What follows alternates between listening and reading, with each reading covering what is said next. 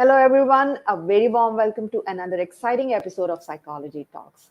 And today I'm so thrilled to bring you another powerful episode. In this soul stirring episode, we delve deep into transformative journey of healing from trauma and finding profound inner peace. It's not easy to endure traumatic experience, and it often feels like an uphill struggle as emotions of helplessness and dread continues to haunt our mind.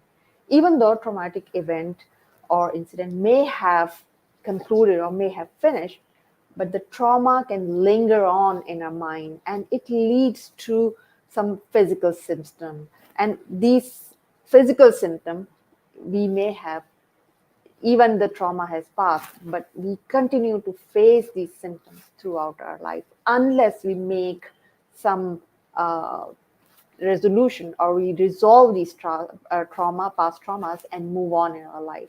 That's why our guest today is Audrey Laura White. She's not only an expert in grief coaching, but she has gone through personal event, through challenging events in the life, and she faced uh, devastating loss of almost 8 family members, including her mother, in 2022. And then, when she was even going through this trauma in 2022, her brother's life was taken away by his own wife, who subsequently ended her own life too. These deeply personal experiences have carved through a profound well of empathy within Audrey for those wrestling with adversity and grief. She is now the CEO of Grief Coach, and she has co-authored a book, Grief Coaching, which is about to be published in like couple of months. So let's welcome Audrey. Hello, Audrey. Thank you for joining us today. It's an honor to have you with us. Oh, thank you, Ambreen. I'm so excited to be here and have this conversation with you. Likewise. And thanks to all our audience who are joining from different parts of the world. So please keep your comments coming in and tell us that where are you logging in from. And if you have any question, just ask the question. We will actually answer the question in between our discussion. So keep the comments coming in and we'll enjoy your comments and we'll keep reading your comments and we'll keep posting your comments on our screen. So now coming back to Audrey. I gave a very brief introduction of you, but I would want you to actually tell our audience that about your life and how you get into this grief coaching. So tell our audience about yourself. Oh, thank you so much. I grew up, I'll go back a little ways first. Sure. I grew up in a really small town and I was the youngest of 3 children. My dad struggled with alcohol abuse and use, and my mother was kind of this classic codependent. And so I grew up in that environment of people pleasing, of not a family that didn't really want to talk about what was going on. It was easier to deny things and to keep things, kind of behind closed doors. But even behind closed doors, we didn't talk about what was really going on in the family. So there was a lot of, trauma with this. And so growing up in that environment, wanting to talk about the hard things, but not really having an opportunity, I always felt like I was on the outside of the family. And it really wasn't until my father's passing in 2005 when I realized, like, this is why I'm here, because when my father was dying, and the doctor finally told us that um, that there wasn't anything more they could do. My mother just dropped, it's her husband of 50 some years. And I knelt down beside her and I said, Mom, we know how to do this. Death is just birth. And we know, especially as women, we know how to do birth. And so we held vigil and we, sang and prayed. And and just held that sacred space while he was passing. And the next morning, my oldest brother got there, and my mom needed him, as the oldest, Yeah. as her son, to really be a part of this. And as he was passing, I went over to this side of his bed and I just put my hand on his heart and my hand on his head. And that's when I knew, like, this is why I'm in this family, because I know how to do this. I know how to hold space. I know how to allow this transition, which I felt was a transition from Mhm. this energy level and matter to Yeah. whatever's next. And Yeah. so that was the first time I really felt like I really wanted to move into talking about death and dying and talking about Mhm. grief. But I didn't know how to get there. And I had at that time I was in my 30s, my kids were young, was raising them, living in California in the Bay Area, Silicon Valley. I was so busy just living life and surviving here and thriving, and Yeah. that it wasn't until later I in 2019 when I met Aurora Winter for the first time. And Mhm. she is the founder of the Grief Coach Academy. And as soon as I met her, I was just drawn to it and knew that this was a path I wanted to go on. And I was healing from some past relationships that were quite damaging. And I was healing myself from, you know, Mhm. losing that sense of um, myself, my belief in myself, Mhm. feelings of not being worthy, of not um, trying to understand what I had just lived through, which was a lot of lies, Yeah. a lot of deceit. Yeah. Um, so I was doing a lot of self healing and going Mhm. through the process of the Grief Coach Academy. It helped me heal myself, and it was also preparing me for what was to come. Um, as you said, in 2020, Yeah. right at the start of the pandemic, um, I I lost 8 family members within a Oh year. my. Yeah. And it was just this consecutive loss. It was a cousin and my uncle and my cousin's wife, who I truly believe died of a broken heart, and on and on. In fall of that year, I lost one of my aunts. Okay. Um, and 13 days later, my mother passed. And Oh. today is actually the third anniversary of her passing. So I'm Okay. honored to be speaking of her right now. Yeah. And we actually had an amazing death with my mother.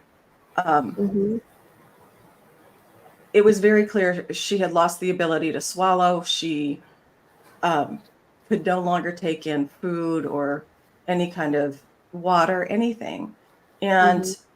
when we knew what was going on, I sat with her and I said, Mom, you haven't had food in a number of days. Yeah. You can't drink any water right now. We really only have a few days left together. Are you ready to die? And she said, Oh. yes. Oh. And so That's yeah. going through this process and Yeah. learning what I have, one, it allowed me to not be afraid of death, but to Ah. just Yeah. accept and also to acknowledge it with her. And it, Mhm. because I could hold that space for her, it gave her permission to Yes. embrace her own process of this without denying that it was happening, Mhm. or doing everything we can to continue living. um, she knew that my brother and I were there to support her and love her, and we had, I think, 3 days of talking and laughing and sharing stories. That was We wouldn't have been able to do that had Yeah. we not been able to embrace and accept what Yeah. is. Yeah, I mean that's amazing, and I mean today, since you said that it's the third anniversary, so it's an amazing way to honor her, passing from Yes. this world to another. And as you mentioned that, it's just a process, I would say, Yeah. of of a transition from one form to another. Yes. And I think that's a great way to look at it, because I feel that most of the people, what they do is they are stuck in this Mhm. world, or in this, I would say that, in this state only, that that this is it. Oh, but what they need to understand, that there is an other life over there as Yes. well. And it's it's a great way to actually accept it. And as you mentioned, Mhm. it is a brilliant way to actually enjoy these last 3 days, instead of mourning, or instead of worrying, Oh, that yeah. creates more trauma. So I really love the idea about it. So I would also want to ask you that, what is the main obstacle of people realizing the difference between, like, let's say, the grief and trauma and the healing process? Because Mhm. most of the time what happens, we were even discussing before that, the people are stuck in that phase Yeah. also with the loved one. They're unable to pass on, they're unable to move on to another level. So what are the main obstacle actually holding them to to that state and preventing them from healing? Yeah. I thank you for that question. I think um, one of the things that a lot of us get stuck in is the belief that they're gone, Yeah, and I believe, and it's my belief, is that we're energy and vibration. We're all a part of all that is.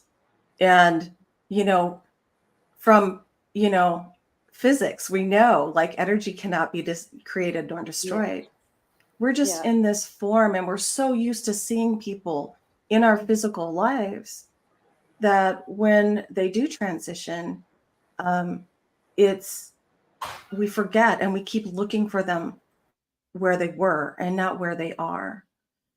And that love and that energy and that who they are as an essence lives on in every cell of our being. And we yeah, can tap into that. We just have to realize that we have to look for them where they are now and not where they were and where we were used to seeing them. yeah, Um, I also really believe that, and we were talking about it earlier, that we have the event that happens, right? And that can be painful. yeah, But the trauma that we go through is really through what we relive in our minds, and the suffering is what we create in our minds. So it's this belief of, you know, uh, they shouldn't have had to die, yeah, or I never got to say goodbye, or there's so many things that we keep reliving in our head that recreates that trauma over and over, and that feeling of loss over and over. And through the Grief Coach Academy, we work with our beliefs. mhm, And our belief is simply thoughts we continue to think. yeah, Everybody has their own belief about just about anything in the world. yeah, It doesn't mean it's right or wrong or good or mhm, bad or true or false. It's yeah, just a belief, it's a thought we continue to think. mm, But when we can acknowledge that thought and really work with it to express all of our feelings around it instead of repress them, yeah, there's a freedom that comes about, and we can accept it, and we can, you know, look at other things that might be true. Because if we're only holding on to one thought, there's no opening to hold on to. Maybe there's something else that's more true, that yeah, feels good. And yeah, I just couldn't see it because I was so focused on this one thing. yeah, And at this point, it really opens up a little bit of freedom. So we really work at one belief at a time. yeah, What is the most painful thought you're going through? yeah, And it really does it lets in a little bit of light and a little bit of hope that we can release that brick and that thought. And then we take another one. And this is a process that we go through coaching, but it's also a process that you can do on your own through journaling. Yeah. I mean, that's a very powerful way to actually overcome grief. And as I was just like we were discussing before the show, that a lot of people are stuck because they think that they are honoring their Yeah. deceased, that by not letting them go from their thoughts or this thing. But that is one thing, as you described it so beautifully, that it's like we are just a form of energy, I would say, like we are the energy beings. It's just the matter of being transitioned from one state to another. Yeah. And as you mentioned, that we're so accustomed of seeing each other like in a physical way, we are just Yeah. unable to accept that they could be in another form as well. It's just Right. that they are here. If you just feel it, I mean, they could be just here with you, Yeah. and you can just feel it. You just need to feel it, and that way you can honor them in a much better way, rather than just crying and whining and just having that Hmm. phase of grief, which actually kills you from inside. Yeah. So that's one way of moving on to other. And as you mentioned, that we need to focus on one thought and another, like one belief to another. We need to focus on some aspect of life which can Right. give us more happiness. and uh, Absolutely. and yeah. So I would also want to ask you that, since you mentioned that even with your mother, you were able to accept the fact that she has very little time, and you need to savor those time to be cherished later, and that's what exactly Yes. you're doing. So how to actually have that kind of mindset, what Experience. basically so Ah, yeah. it's a lot of work. you know? That's Um, true. and Yeah, it's very, it's challenging work because it's yeah, challenging your belief system. So I think being yeah, open to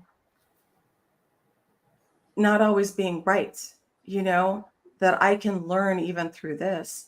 yeah, And, you mentioned my brother, and my yeah, brother was murdered in mm, 2022. yeah, It, there's not anything that can prepare you for that and yes, prepare you for that call. And then it's this re-traumatization over and over because I'm telling my children, I have to call my daughter in the middle of the night and tell her what happened to her uncle. I'm on the phone with the, the law enforcement officers and talking to lawyers, and it was a lot to go through. And yes, she had a mental illness, hmm, and this was also premeditated and planned. And hmm, so trying to accept all of this, one of the things that I knew from the beginning is my brother didn't live near me. He lived in Kansas. I live in California in the hmm, US. And I was, after this happened, I was flying into that community. Um, hmm, and yeah, here was a community that, one, didn't understand what had happened. They were going to be grieving. They knew both my brother and sister-in-law. And I knew that if I held on to that anger, and blame, yeah, that it was only going to hurt me. yeah, And I wasn't going to be able to move through and help anybody else as well. And what I believe is that when we hold on to that negative thought about someone else, that sword, that energy doesn't fall on them, it falls back on us. And I really absolutely. consciously believed that I had already lost my brother. I wasn't going to give up my life Hmm, because she took my brother's life. yeah, And so it's being very conscious and mindful of hmm, how we live our lives. And we can't change the events that happen. So yeah, much of things are so out of our control, but what we can control is how can good come of this? And yeah, for me, it was looking at how my brother lived his life. yeah, And vows and duty and honor and integrity were so core to who he was. He never spoke ill of her. Mm-hmm. He knew that she had a mental illness from the day he married her. He chose to continue to stay. And one of the things this all happened a few days before her birthday. And when I was going through their house, I found the birthday card that he had written to her. Oh, And it said, I still see you. Every time I look at you, I see the woman I fell in love with. oh. If he can still say that Yeah. through an abusive relationship, through a lot of the daily trauma, then how can I hold on to that? It doesn't honor him and Yeah. his memory and his life for me to hold on to anger or blame. Mm-hmm. And so really looking at, and I don't know that I could have done this work without the foundation that I found within the Grief Coach Academy, Mm-hmm. and Yeah. also the personal healing of, therapy and my Yeah. faith to Yeah. um to carry me through this time. So Yeah. it's so important for people to lean on each other and not to isolate. Yeah, absolutely, absolutely. I mean, you just said so beautifully that, it's like holding on to anger actually just have more detrimental effect on us rather than on anyone else. Anybody else? It's basically what happens is like most of the time when I see like people gone through trauma or some kind of the event, or especially when they actually go through such event, w- they become their own critiques as well. It's Yeah. basically it's the time that they need to forgive the other person and they need to forgive themselves, because what Yes. happens is that, as you mentioned, that your brother was in another city and you could not do this, or you could not even go there previously, like earlier. So the thing is that things happen. We cannot Yes. control. We cannot control how people react to it. The only thing we can control is how we react towards the event and how we can have thoughts in our heads. That's it. And I often say that the only thing that we have in our control is our thoughts. That's it. Nothing else Yes. in this world we can control. The, Yes. the only thing, like the way we think about ourselves, about others, and and that's what we need to intentionally choose the thoughts Yes. that can bring us mental peace. So the best way is to actually forgive others for their wrongs and forgive yourself, because if you are unable to do anything, that wasn't your fault, right? Yeah. Yeah. Sometimes you need to learn from it. Okay, they could be mistakes. You need to learn from it and then move on. Yeah. That's one thing. and Yeah. and one thing what you said, which is very, very important, that we need to find people to lean on. We need to find we should never ever be able to afraid to seek help, especially Yeah. when we are unable to go through the grief, because these kind of thing, people say that it is a part of life and everybody goes through grief, and time takes it, time is the big healer. But for some people, time doesn't heal, so Yes. they need a professional help. They need someone. If not a professional help, you can actually go and speak with your friend and try to find some ways who can Yeah. actually which can actually help you overcome that grief. So now coming to next point, that you must have, like, offer help to a lot of people, especially because you are a grief coach. So a lot of people must have come to you with some kind of trauma. So what are the main, I would say, problems or the troubles or the points where they are stuck, which they find unable to move on? What are the Yeah. main areas? What are the main difficult areas which they think, which they are unable to cope Yeah. in You healing? know, it, Yeah. everybody's grief is different, and it all takes a very individual journey. You talked about it, just, people say this all the time. It just takes time. Yeah. It does take time, but it also takes intention, and it Yeah. takes practical tools and skills to help us move um, from that source of pain that we keep reliving in our mind and our thoughts to a point of seeking peace. And I think first you have to believe that you are actually worthy of feeling good in this world, feeling good in this body, Mm-hmm. that you deserve peace and happiness in your life. Yeah. And those things, sometimes those roots are so deep in us that that's the work that needs to be done, of really believing that we're worthy. And then it's always that, how much is this costing me?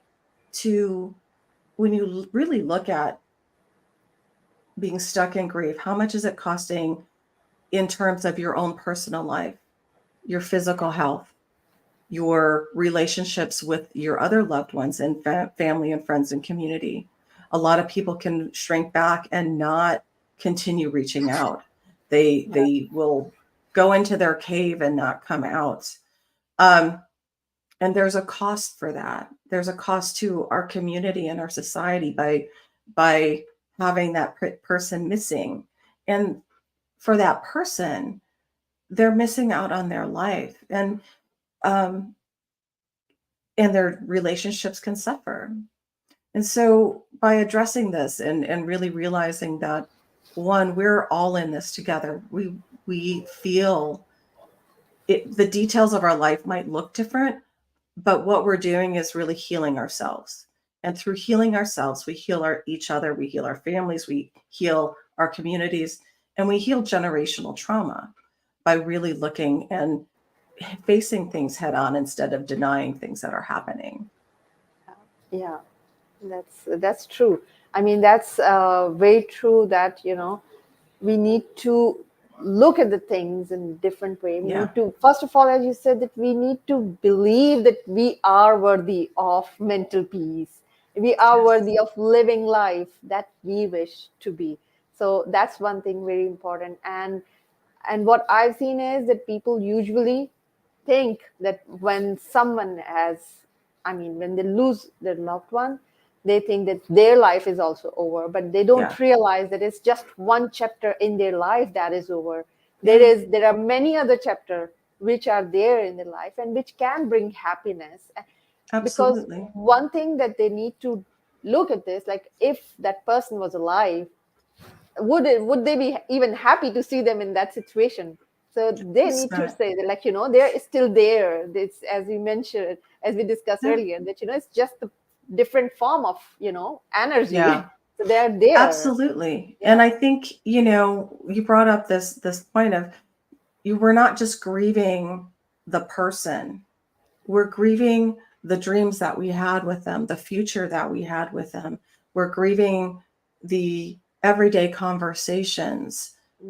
We're grieving who we are or who we were when that person was here, because every person brings out another aspect of us. And and so realizing that and acknowledging it and giving space and time and intention to it instead of pushing it away, like, Yeah. yes, I'm going to be grieving what I thought was going to be my future with this person. Yeah. And by acknowledging that and really fully expressing our emotions around it, getting it out rather than holding it in, is so important. Yeah. And I know that, there's also these times when people think that there's a time limit on grief, and it's like, well, it's been a few months or it's been a year, and Yeah. why is it hard for you to come to a wedding? Why is it hard for you to come to this event? Allow that person time and space. And I think that's the other thing that people who are around that person can do to support is actively ask them, how are Yeah. how are you doing? and Yeah. and bring up the person, that they're missing, because it's alive in them every single day. And to have it acknowledged by someone outside of you, like, I remember when your husband did this, or I remember when your wife did this, or Yeah. this is so important in my life and how they changed my life. It Yeah. brings an acknowledgement that Yeah. this person is still a part of their life and is still a part of who they love, and who has taught them to become who they are in this world. Yeah. It's so important to have that support.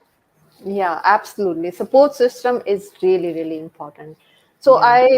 I know that we can talk about it, and this is a very important topic, and people actually are very interested to find out that how to actually overcome that grief. However, time is limited, and time is running out. Absolutely. So Absolutely. yeah, I just want to talk about your book, that it's going to be out soon.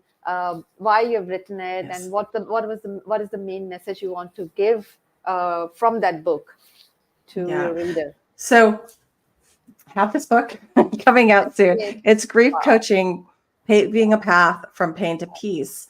And Okay. it's co-written with my friend and mentor and heart and soul sister, Aurora Winter. And it really goes through how we work with people in the Grief Coach Academy, gives specific examples of working with people, what their challenges are, and um, the process that different processes that we use. And also it's to give hope, because when we have a piece, when we can identify with someone that, oh, that's really similar to what I've gone through, and look at how much that changed them, then it gives us a sense of hope that we can do that too. Yeah. And yes, lean on your friends and lean on your family and lean on your spiritual community, and also reach out to get help. There's professionals here that we want to embrace you and believe that you can go through this journey, and we will walk with you through this journey of grief. Yeah, that's great. That's actually really you actually summed up very well. But before I actually close the show, I would ask you to give one piece of advice that you would give to our audience today to overcome grief. So for me, I think it's being open to the possibility that peace and joy exist Mhm. in the present moment. And when we can let go, acknowledge the past, and acknowledge the pain in our lives, to go, yes, that happened. It's changed who I am in the world, but my life is moving forward. And we're always moving forward with life. It doesn't stop. You feel like it should when you've lost, someone you love. Yeah. But this is life. Losing who we love and losing what we love is part of life. How do we incorporate that and find that strength to move forward? And that's that joy of being present. Um, it's so important to be present, feel what we feel, acknowledge it, and then move through.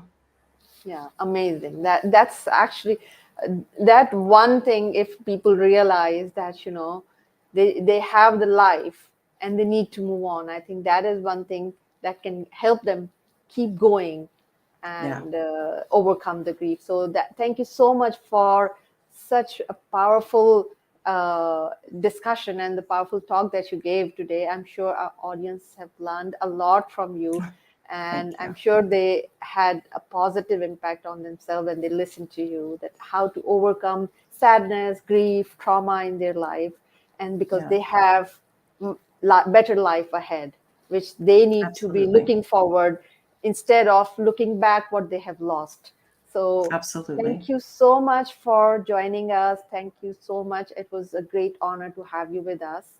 Absolutely. And what is the right way when if someone wants to reach out to you? What is the best way to reach out to you? You can find me on my website, which Mm-hmm. is Okay. www.coachacademy.com, Okay. Okay. Yeah. or at audreylaurawhite.com. Either way, you can reach me. Okay. There, you'll be able to download some videos about the Grief Coach Academy and about our processes. Mhm. You can book a call with me. We can hop on a Zoom call together. Most Wednesday nights, I'm available, or Wednesday nights US time, probably pretty early for you. But Yeah. we can jump on a call and talk about where you're at and how we can help you. Okay, that's great. And actually, I've already shared the link of your website on my comments. And when we, of course, Thank you. when I'll actually upload this podcast on my podcast channel, I will also share the link to your website Fabulous. and your social media accounts. The people who need to reach out to you, they can directly message you for your Perfect. help and everything. So thank you so much, and thanks a lot to all the audience who joined us from across the world, who shared their comments, and who and even if they are listening to it in the recording. So thank you so much for listening to it. So Thank you so okay, much. and It's have such a a pleasure. great day, evening, and from wherever you are. Have a great day. Bye bye. Bye.